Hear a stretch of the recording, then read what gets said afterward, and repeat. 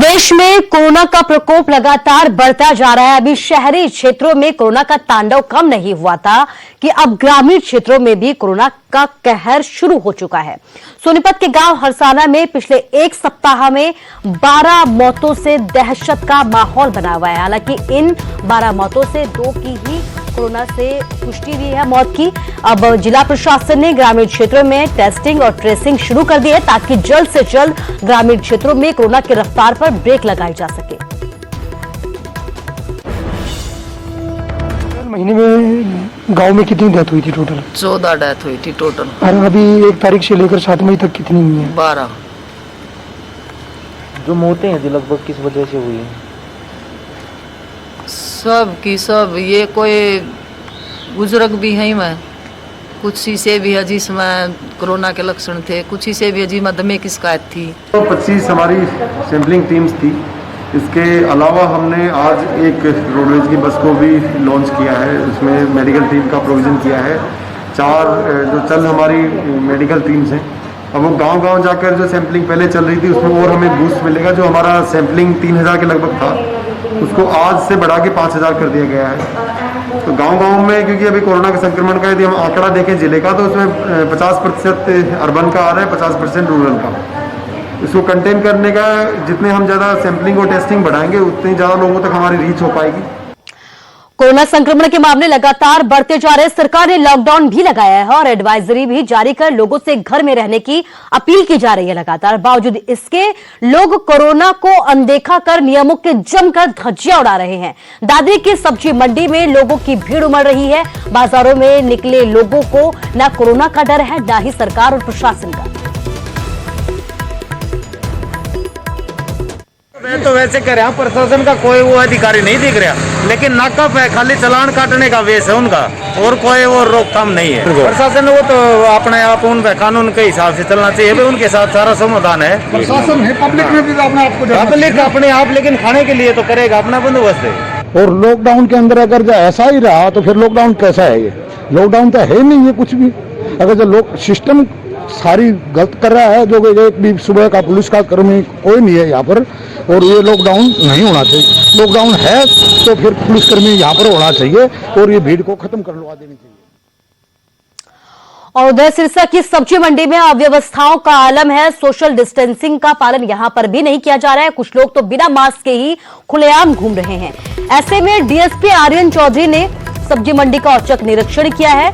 इसके साथ ही लोगों से सोशल डिस्टेंसिंग मेंटेन करने की भी यहां पर अपील की है और जो लोग बिना मास्क के घूम रहे थे उन्हें मास्क दिए गए। इसके साथ ही चेतावनी भी दी गई कि अगर दोबारा बिना मास्क के कोई दिखा तो उनके खिलाफ कानूनी कार्रवाई की जाएगी। तो आप देख सकते हैं कि आंकड़े जितनी तेजी के साथ बढ़ते जा रहे हैं, लोगों की लापरवाही भी सामने आ रही है। सिरसा से लापरवाही सामने आई।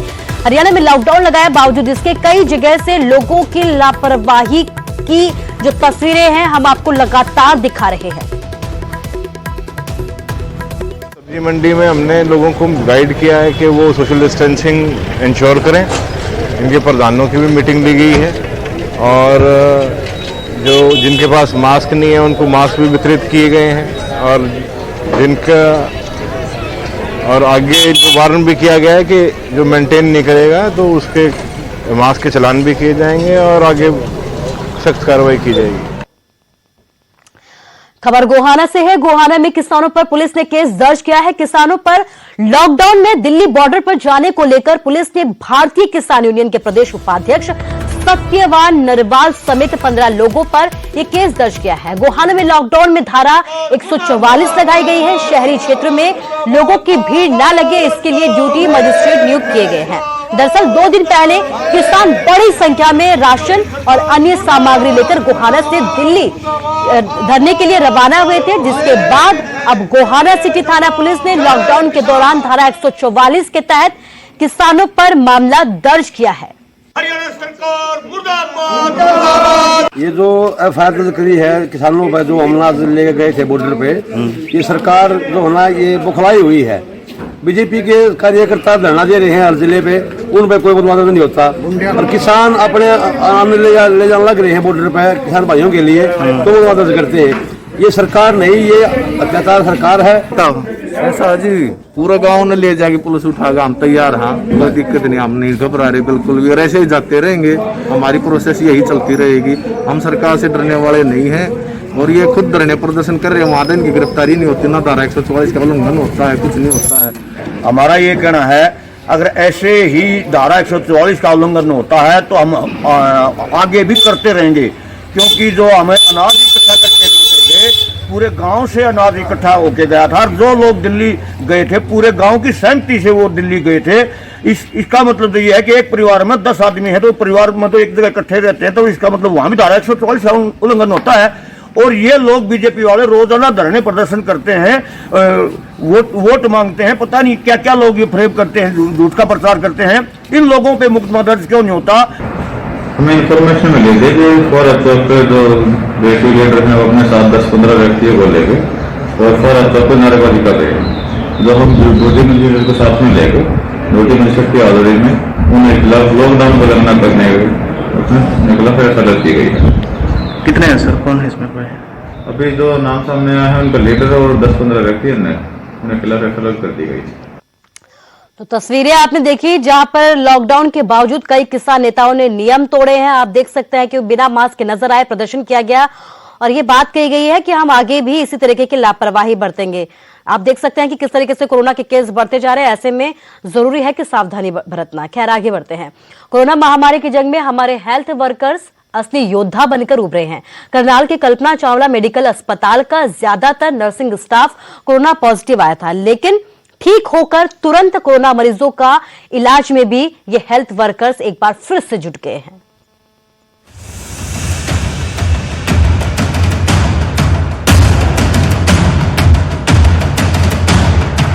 कोरोना महामारी ने इस समय पूरे देश में अपने पैर पसा रखे हैं। रोजाना हजारों लोग मर रहे हैं, लाखों रोजाना संक्रमित हो रहे हैं। महामारी से बेहाल देश को हेल्थ वर्कर्स का ही सहारा है, जो दिन रात हर चीज को भुलाकर कोरोना मरीजों का इलाज कर रहे हैं। हेल्थ वर्कर्स में नर्सिंग स्टाफ का योगदान सबसे ऊपर हो जाता है, क्योंकि ये मरीज की सेवा में 24 घंटे लगी रहती है, फ्रंटलाइन पर डटकर मरीज का इलाज करती है।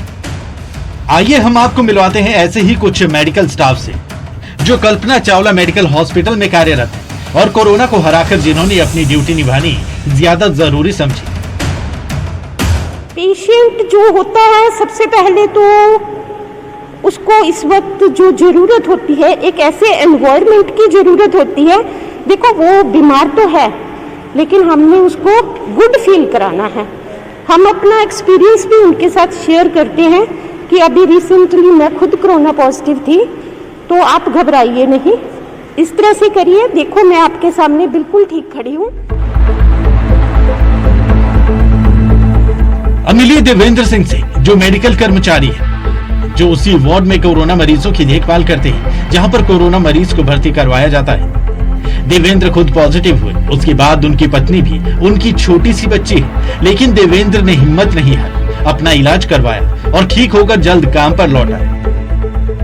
पेशेंट के साथ हम ये डील करते हैं, जब हम उनकी मेडिसिन कर रहे होते हैं तो हमसे पूछते हैं कि सर हम ठीक हो जाएंगे क्या? तो मैं उनको बोलता हूँ कि देखो मेरे को भी कोरोना हो गया था और मेरे को कोविड निमोनिया हो गया था, अंदर पैच भी हो गए थे। तो मैं उनको यही बोलता हूँ कि घबराने की ज़रूरत नहीं है, अच्छी डाइट लो और पॉजिटिव सोच रखो, ठीक है? टाइम लगेगा लेकिन हो जाता है बंदा।